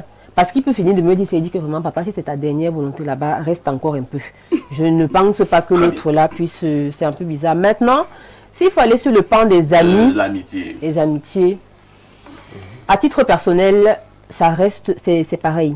Parce que je pense qu'à compter du moment où on est marié et que vous allez... votre époux vous présente quelqu'un comme étant son ami, chez les hommes, c'est assez particulier parce que l'amitié est souvent très proche de la fraternité chez les hommes. Donc, ça revient à être... Parce que ça revient au même, pour moi. Ça, c'est sur le plan personnel. Parce que je vais me refaire le film à chaque fois de comment j'étais au deuil, j'ai enterré mon mari, il a pleuré son ami et tout. Et que quelques temps après, je me retrouve... Non, on a fini de pleurer... le mari, il a fini de pleurer son ami, qu'il aimait d'ailleurs tant. Au niveau même du deuil, il a beaucoup participé. Il a contribué. Vous voyez un peu. Je comprends. Mais il va te dire que tu dois continuer à vivre. Et mon ami qui est parti ne peut pas se fâcher que je suis resté protéger son épouse. Non, je pense que... Parce que c'est un problème de protection. Hein. Il faut toujours mettre ça en avant. Enfin, ça ne change pas vraiment ce que je pense sur le fait que... Mais tu dois être carré. Hein. Assez. On n'aime pas trop ce genre de femmes. Ça ne change pas vraiment la vie, mais bon. Merci Aurélie. Alors, docteur Clément Oleme, vous qui êtes expérimenté et qui avez vu beaucoup de choses dans nos familles, parce que le sujet que nous posons sur cette table ce matin est un sujet fondamental. Hein. Ça crée des amis dans des familles, et surtout quand la veuve est restée jeune. Vous avez la parole. Alors, quand les jeunes, on n'aime pas. Ah oui, doit-on prendre la veuve d'un frère ou d'un ami? Je dirais oui. Ah bon? Oui. Parce que tout part, n'est-ce pas, du point de vue sentimental, affectif, social. Oui. Si j'ai des capacités à séduire la veuve de mon frère qui est parti, je vais le faire. Parce que je dois savoir que je ne vais pas tout simplement désirer la veuve de mon frère ou de mon ami, alors que cette dernière a aussi un mot à dire. Est-ce qu'elle est consentante? Donc vous allez vraiment aller sur la drague. Il faut aller sur la drague. Il faut... et comme vous êtes un bon dragueur, vous allez certainement la séduire. Si je suis un bon dragueur, certainement elle sera séduite. Et si elle m'intéresse, je dis bien que si la veuve de mon frère, de ma soeur, du vent de mon frère, de mon ami, m'intéressait, c'est-à-dire que si je la voyais, n'est-ce pas, d'un autre œil, même pas tout simplement d'un autre œil, ça veut dire vous avez quand même votre frère qui a une belle femme, qui a des bonnes habitudes, votre ami qui a une belle femme, des bonnes habitudes. Alors, s'il arrive que ce dernier s'en va... Tu te positionnes rapidement. Pas rapidement. J'ai dit, on prend la chose sur le plan sentimental, affectif et social. Ça veut dire quoi? Oui, je l'aime directement.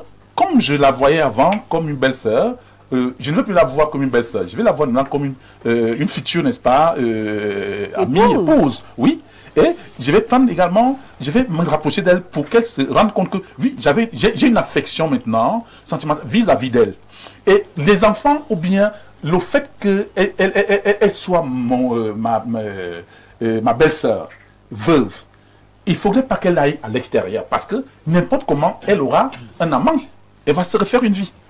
N'importe comment, elle va se refaire une vie. Alors, les enfants que mon frère a laissés, qui sont mes enfants à moi, n'est-ce pas? Je vais aller sur le plan social pour la protéger.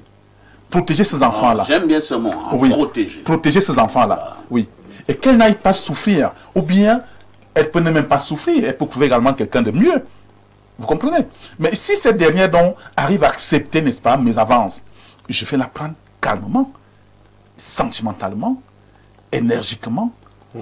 Énergiquement. Sexuellement. Oh là là. Tu vois? C'est ça. Et elle sera également satisfaite. La famille également sera satisfaite. La belle famille en face également sera satisfaite parce que je vais lui procurer, n'est-ce pas, le même amour. Mon frère qui est parti, si les morts viennent, si les morts voient, il va se rendre compte que oui, c'est pas mon frère qui est resté qui m'a fait partie de ce monde. Mais c'est normal qu'il reste avec ma femme. Et je me rends compte que j'entretiens bien. Je me rends compte que tu élèves ses enfants. Et ce ne sera que des bénédictions. Oui. Et son âme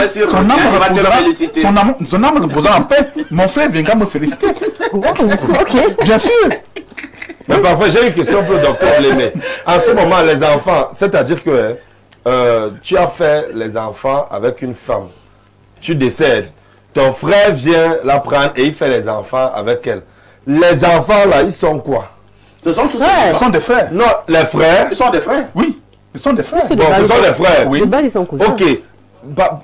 De base, ils auraient été cousins. Cousins d'une part. C'est ça, les frères. Cousins et frères en même temps. Oui. Mais on dit ça seulement, n'est-ce pas, ils sont des frères.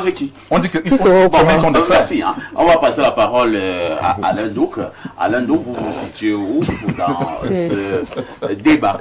Oui, parfait, je vais être honnête. Parce que dans la polysémie de prendre, on a bien vu qu'il y a cet élément de polysémie lié à la sexualité qu'on n'a pas manqué d'évoquer. C'est de ça même que et je tiens déjà, puisqu'on parle ici de mort et de veuvage, etc., je tiens à saluer la chasteté des femmes, leur continence au sujet de la sexualité. Elles le font mieux que les hommes. Il n'y a même pas un débat.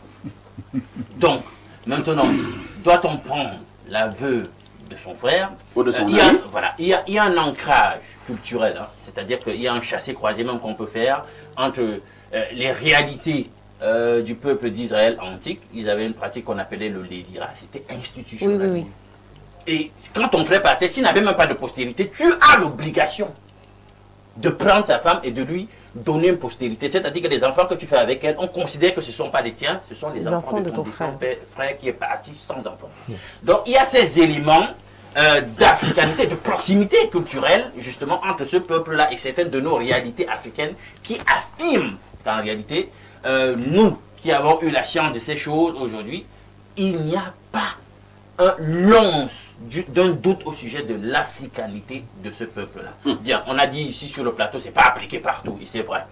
Mais on sait que beaucoup de nos peuples l'ont pratiqué jusqu'à il n'y a pas longtemps. Mais on sait aussi, il faut le reconnaître, que beaucoup de nos cultures, là, des aspects de notre culture ont été édulcorés.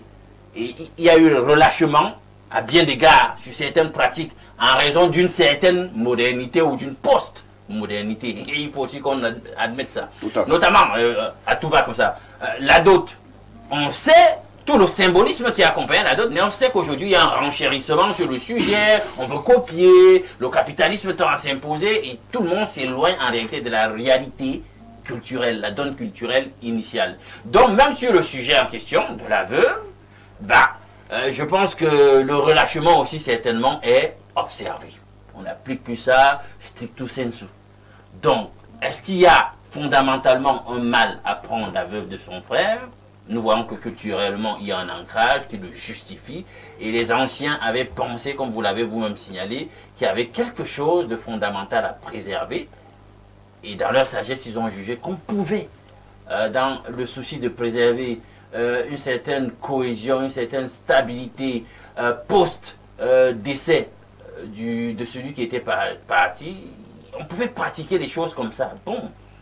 Mais vous savez, on est quand même dans le giron des sentiments. On est dans le giron des sentiments.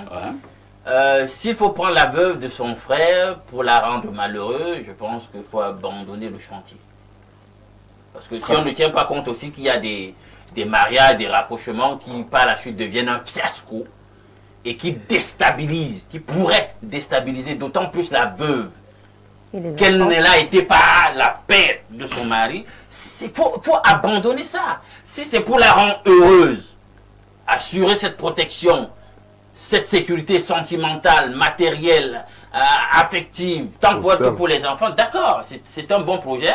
Et puisque nous sommes dans la modernité, vous l'avez vous-même dit, il faut laisser une marge de manœuvre, qu'elle-même aussi soit consentante, parce que sinon ce sera comme si on le lui impose, etc. Merci. Maintenant, pour l'ami, oui. Je sors par là, ben écoutez, dès que vous êtes des adultes, je ne suis plus là, moi, comme on a dit tout à l'heure, si Alain est mort, comme tu as choisi mon prénom.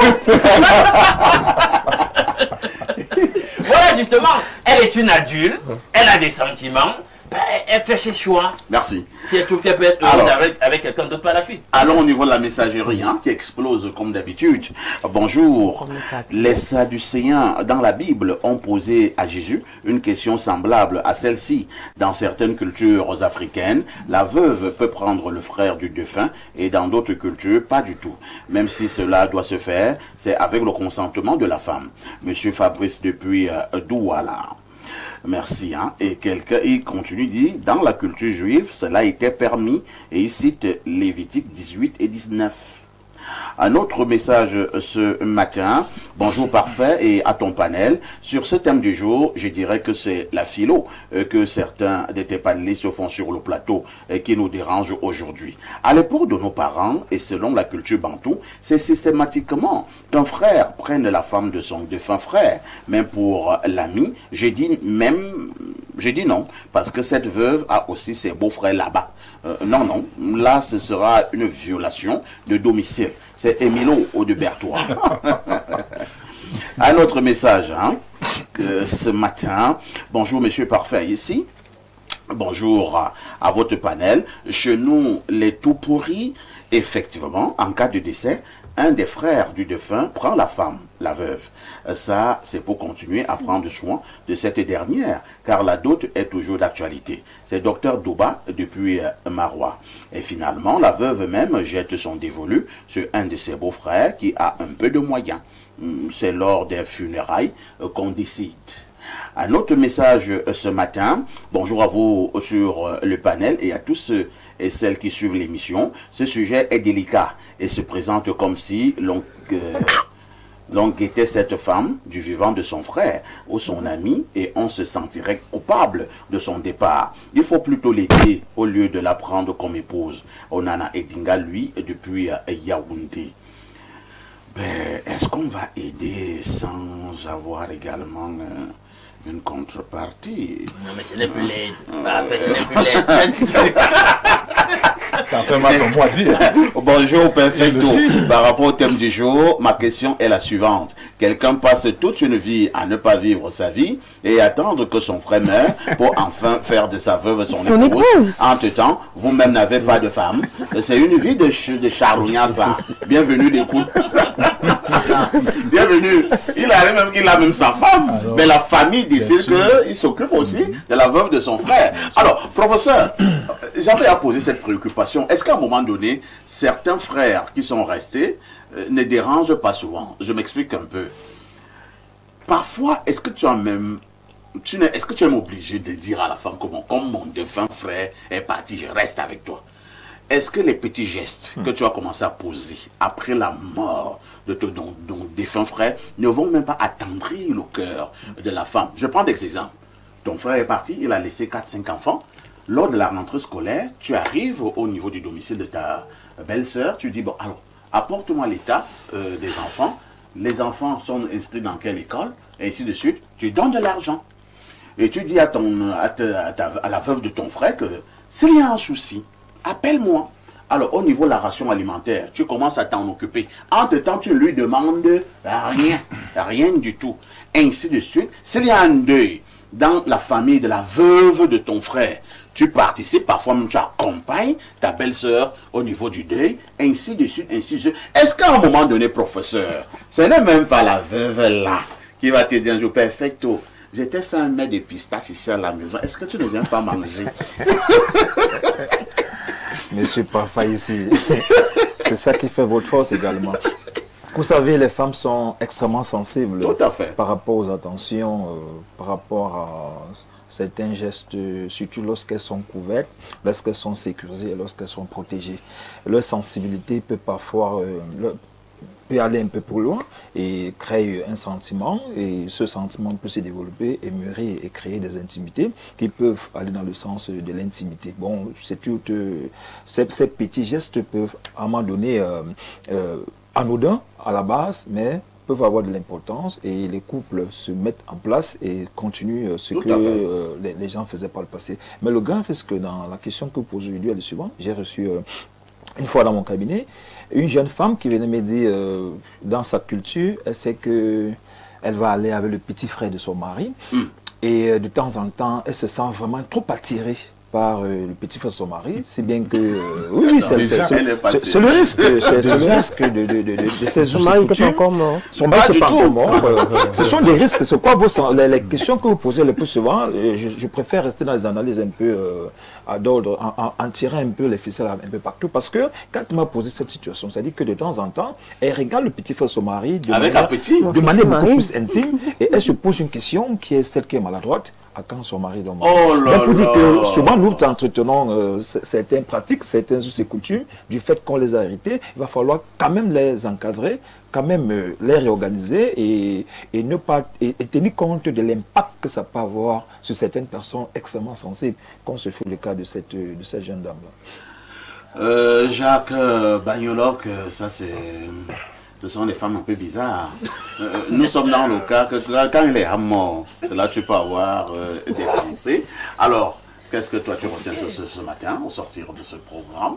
Non, je retiens que les choses du cœur, parfois ici, ne se commandent pas. Tout à fait. Les choses du cœur ne se commandent pas. Les plus intelligents avaient dit que le cœur a ses raisons. Que la raison parfois ignore. Que la raison elle-même ignore. C'est la raison pour laquelle vous voyez donc une jeune fille. Elle a son mari, mais elle est intéressée par le petit frère à son mari. Et ce que je vais dire aux jeunes filles aujourd'hui, parfait, et je vais sortir par là, il faut éviter quand vous êtes une femme, même avec votre soeur, même avec votre copine, de vanter les prouesses de votre mari de façon ostentatoire. Tout à fait. Parce que c'est aussi un risque. Puisque vous avez dans une fille, elle a son gars, mais vous voyez que l'autre donc lui dit de temps en temps que mon gars, le gars, lui, je ne sais pas s'il y a quelqu'un qui est fort comme lui. C'est un faf. Lui là, c'est la mort, c'est le machine. C'est la machine. C'est la tension. C'est la tension. La copine va vouloir venir. Quand tu dis ça donc, tu es en train, sans le savoir, déguiser l'appétit de ta copine et même de ta sœur.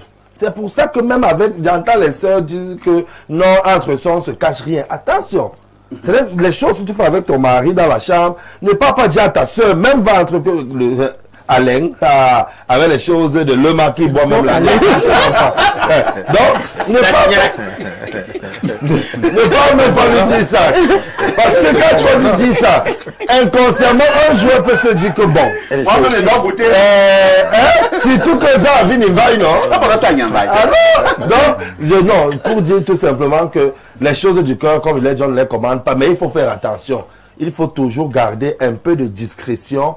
Ce côté secret là de ces choses là pour éviter qu'on en arrive à des situations où les gens se battent, où les familles se gâtent parce que l'un a regardé la femme de l'autre, l'autre a regardé la petite de l'autre, ainsi de suite.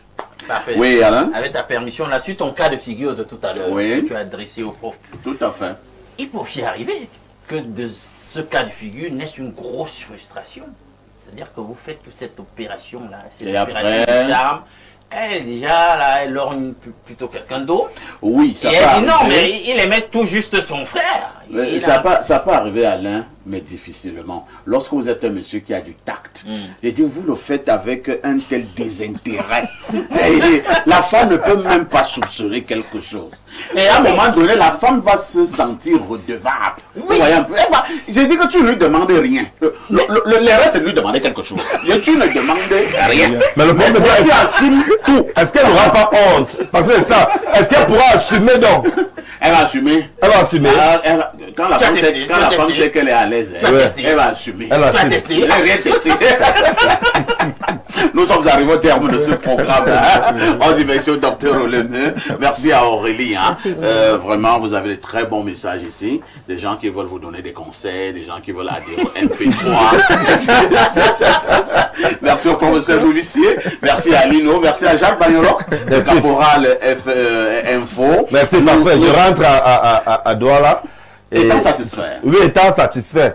Et je rentre pour continuer à enquêter par rapport à cette actualité du côté du port autonome de Douala. Parce qu'à tout moment, il peut y avoir une situation qui sort de ce côté-là. Mais ce qu'on est venu dire aux téléspectateurs d'Info TV ce jour, c'est qu'au sortir de la réunion, la SGS a été invitée à se conformer aux dispositions de la loi de 2019 du président de la République. De ce programme, c'est tous les soirs à partir de 22h30. Je vous donne également rendez-vous, comme d'habitude, ce dimanche à partir de 11h30 pour le grand débat de la semaine. Rassurez-vous, ce sera avec les meilleurs experts en termes d'analyse. Avec tout ceci,